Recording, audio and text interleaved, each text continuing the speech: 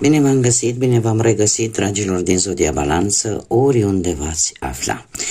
Bine ați venit la o nouă lectură generală, de data aceasta pentru perioada cuprinsă între 15-21 septembrie 2025, așa că toți cei care aveți Soarele, Luna, Venus, Ascendentul sau oricare alt aspect astral important pentru voi din harta voastră natală și care are legătură cu Zodia Balanță, această lectură este de asemenea și pentru voi. Ca de fiecare dată vă readuc aminte că alegerile, deciziile voastre vă construiesc propriul viitor. Vă rog să luați decât acele mesaje care rezonează cu voi. Restul lăsați-le să zboare în univers, pentru că sigur sunt pentru alte energii care într-o mai mică sau mai mare măsură au o legătură cu Zodia Balanță. Și haideți să începem această lectură cu situația actuală, să vedem ce ne spune acest oracol al ceștii de cafea pentru dragii mei din Balanță sau cu legături importante cu această zodie, în funcție de ce gândiți, ce vă doriți sau ce situații traversați. Să vedem.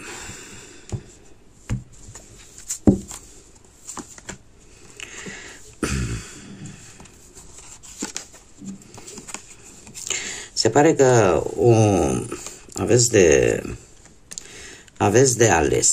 de ales o ușoară indecizie referitoare la, poate la o nouă relație sentimentală sau la anumite situații amoroase,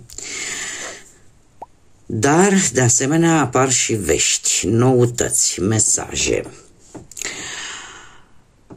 E posibil ca unii dintre voi să vă aflați la o mică răscruce în drumul vostru, unde cumva trebuie să aveți siguranța că ați ales drumul cel bun.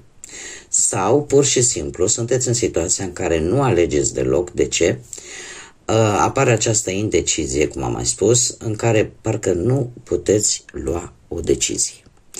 Referitor la ce? Referitor poate la o nouă iubire sau la o confirmare pe care voi o așteptați, o confirmare importantă, mai ales pe plan sentimental, ar spune,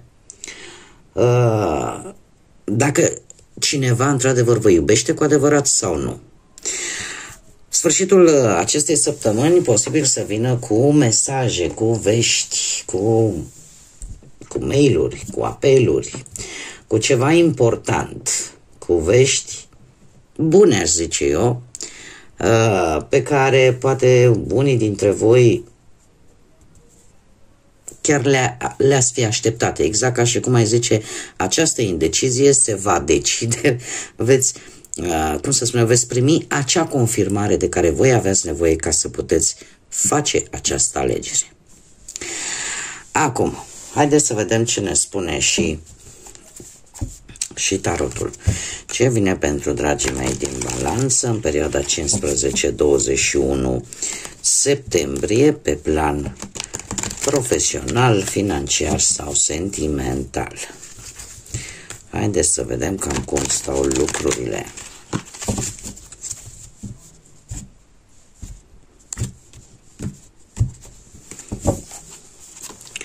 Să vedem.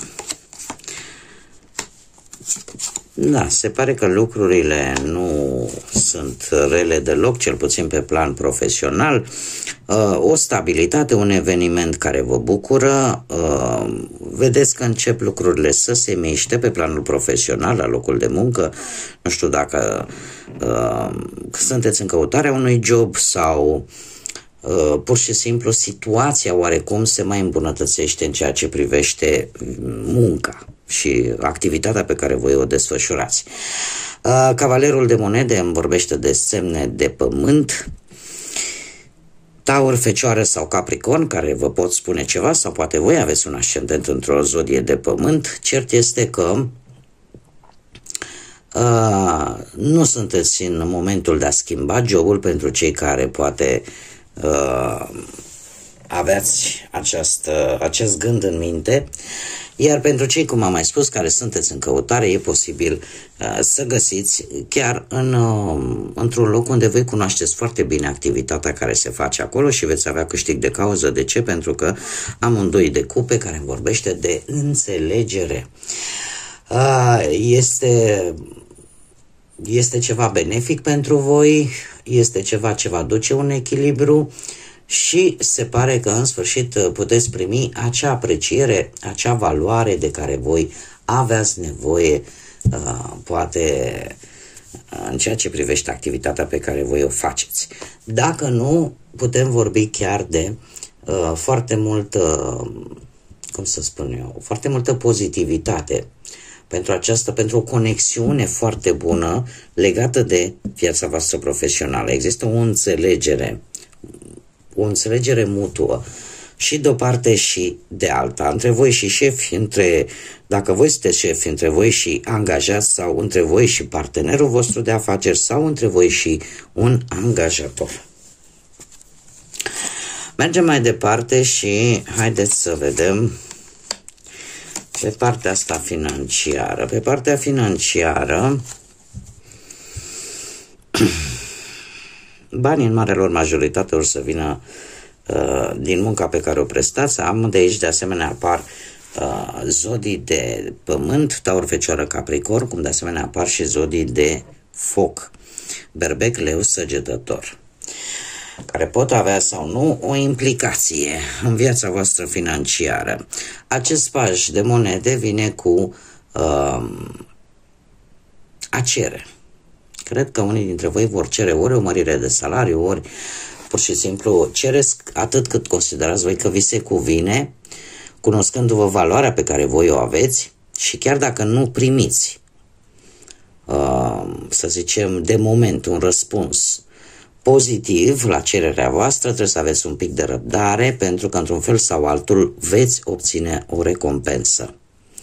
Da? Și eu aș mai preciza încă o dată, nu este momentul cel mai oportun de a renunța la un job. Treiul de bâte îmi vorbește de acele părți financiare care cumva se vor îmbunătăți. Banii care vin din munca voastră, da? Se vor îmbunătăți, chiar dacă nu imediat. Cavalerul de bâte vine și el cu surprize bănești. E adevărat, nu sunt cantități mari, așa că nu cheltuiți impulsiv, dar bănuți vor intra. Nu este ceva grav pe partea asta a banilor, doar că încă mai e nevoie de puțin tică răbdare cu a nefănică, așa cum spunea dragul nostru Caragiale. Mergem mai departe și haideți să vedem viața sentimentală pentru cei care sunteți deja angajați într-o relație. Am un 6 de bâte, dragii mei. Voi traversați o perioadă de reînviere a relației,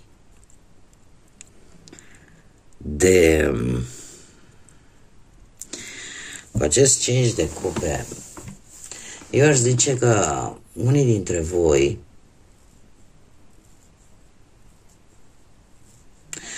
probabil că vreau să fiu sinceră cu voi și cu toți cei care vă regăsiți în acest mesaj. Unii dintre voi vă aflați într-o relație terminală și în paralel e posibil să fi găsit posibilitatea unui nou început, unei noi relații, unde voi vă simțiți, cum să spun eu, ca și învingători. Vă simțiți în largul vostru. Ce văd eu aici este ideea de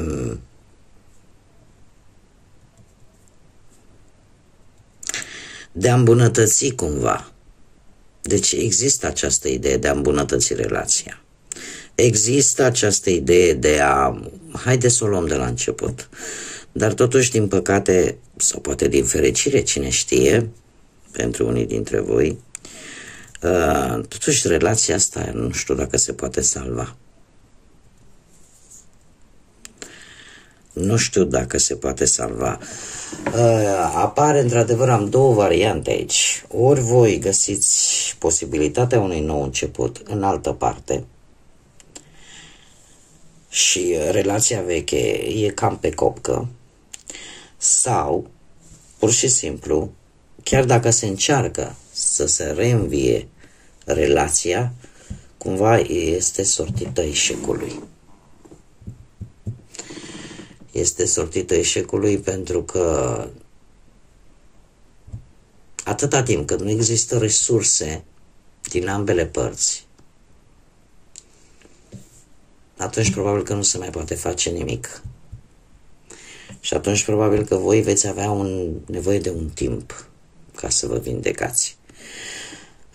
Știți cum e? Că într-o relație e nevoie de doi. Și dacă unul singur din cei doi nu depune același efort ca celălalt, e puțin complicat ca relația să funcționeze la parametri optimi. Mergem mai departe și haideți să vedem pentru cei singurei ce le rezervă această săptămână. Dragilor, pentru cei singurei am niște zodii de apă, Rac, Pești sau Scorpion, și se repetă zodia Rac.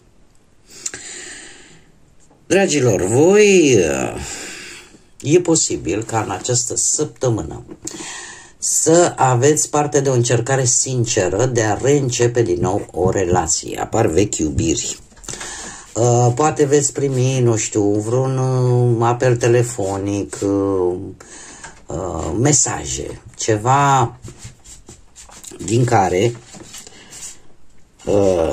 numai un moment, am revenit, cățelul meu tot râpâia și am rezolvat problema. Deci revenim la voi, dragilor. E posibil, așa cum am mai spus, să primiți vreun apel telefonic, vreun mesaj, și chiar unii dintre voi să faceți posibil și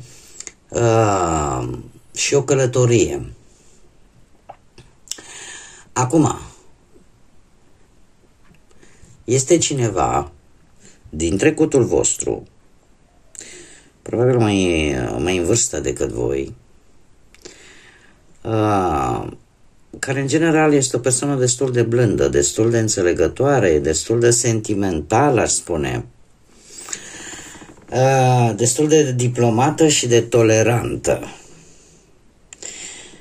Dar totuși, dragii mei, dacă voi considerați că nu sunteți sau nu mai sunteți interesați față de această persoană, probabil că ar fi bine să spuneți acest lucru. E posibil să apară, dacă nu printr-un apel telefonic, printr-un mesaj, să vă întâlniți într-o călătorie cu cineva din trecutul vostru. Este într-adevăr cineva la distanță care totuși se gândește la voi. Cineva care deocamdată nu a reușit să vă scoată din suflet, din minte. Haideți să vedem și ce mesaj are grădina magică pentru voi, dragilor, din Balanță în această săptămână 15-21 septembrie. Un mesaj frumos, spune așa: bucură-te, fă-ți timp pentru micile lucruri azi. Cu alte cuvinte, faceți-vă timp să profitați de fiecare zi și de micile bucurii care vin odată cu ea. Încercați să nu mai ignorați poate lucrurile simple care vă fac să zâmbiți, dați-le importanța cuvenită și, în afară de acest lucru, la modul general, nu uitați că și a zâmbi, a râde, a te bucura fac parte din viața noastră. Știu că trăim vremuri grele, știu că situația în general nu este una care să ne facă să zâmbim, dar trebuie să vă zic, nu știu, un exemplu. Râsul unui copil îți poate înveseli ziua. Sau, nu știu, uite, cum am un cățeluș, joaca lui și lucrurile care le face și mă fac să zâmbesc sunt lucruri mici, dar care aduc acel dram de stare de bine, care ne ajută. Nu trebuie să permitem ca tot ce este negru, tot ceea ce este urât în jurul nostru să ne acapareze cu totul, pentru că odată ce s-a întâmplat acest lucru, ne pierdem speranța, ne pierdem pe noi ca și oameni.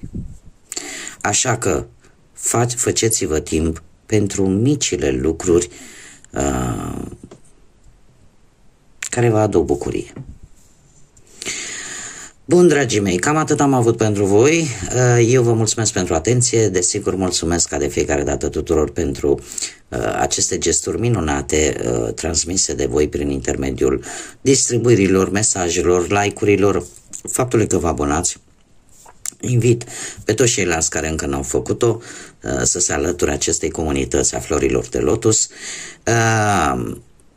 Eu vă doresc această săptămână să fie plină de cât mai multe lucruri mici, dar care să vă aducă zâmbetul pe față și să vă înveselească un pic ziua. Până în data viitoare, când ne vom reîntâlni la o nouă lectură, numai bine și, desigur, să fiți iubiți.